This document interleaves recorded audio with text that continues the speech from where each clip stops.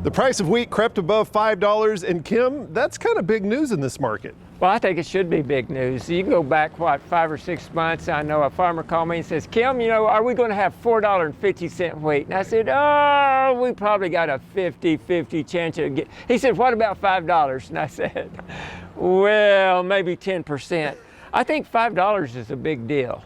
What's causing that shakeup? Well, actually, we're at $5.25. There's a lot going on in the market right now. I think the biggest thing is the importers, Egypt, Algeria, Syria, these importing countries are buying massive amounts of wheat. They're, like Egypt normally has a 3 to 4 month storage, they're shooting for a 6 month. So there's real strong export demand, and that export demand is for bread, flour, wheat.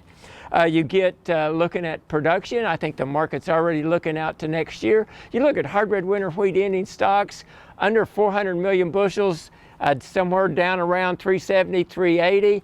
The average ending stocks is about 530 million bushels. So wheat stocks are, especially hard red winter wheat, are relatively tight in the United States.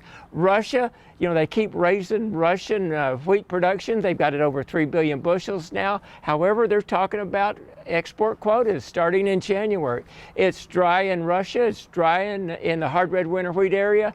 With all of that news, it's kind of that October surprise that they always talk about. In this case, you have the higher wheat prices, but drills are rolling across the state. Will this rally in the price influence more planted acres across Oklahoma, you think? Well, I called some seed dealers and talked to some seed dealers, and they say over the last couple of weeks, the demand for the seed has picked up.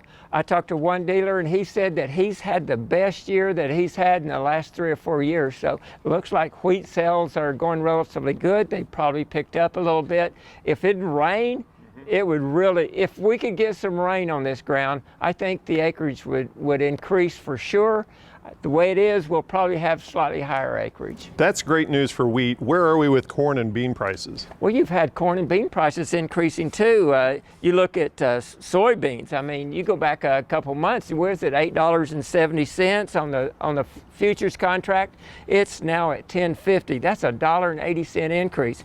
You look at corn price, we've had a 65 to 70 cent price increase from $3.20 to $3.90 on the board. So with all of that optimism you said, do you think that we'll continue to see that price rise, or is this kind of a cautious optimism? I think it's a cautious optimism. You've got the importing countries buying in advance. We get out there, the COVID kind of goes away, we get a vaccine for that.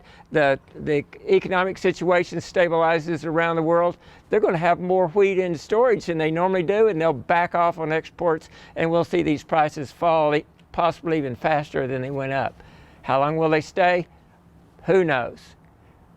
The question is, you can forward contract wheat for $5.25 to $5.50 for the 21 harvest. Do you want to do it? Do we want to do it? I think it depends on the producer. I might just take a little bit of it. I don't believe I'd go after it whole hog because it's dry. I don't know how much I'm going to produce, and if it stays dry here and in Russia and we have a short crop, we could have $6, $7 wheat if it stays dry and the production's low. You've always said, and correct me on this, prices come and go, but weather makes, I forget your quote, say it. Policy comes and policy goes, but weather determines price. Okay, thank you very much, Dr. Kim Anderson, grain marketing specialist here at Oklahoma State University.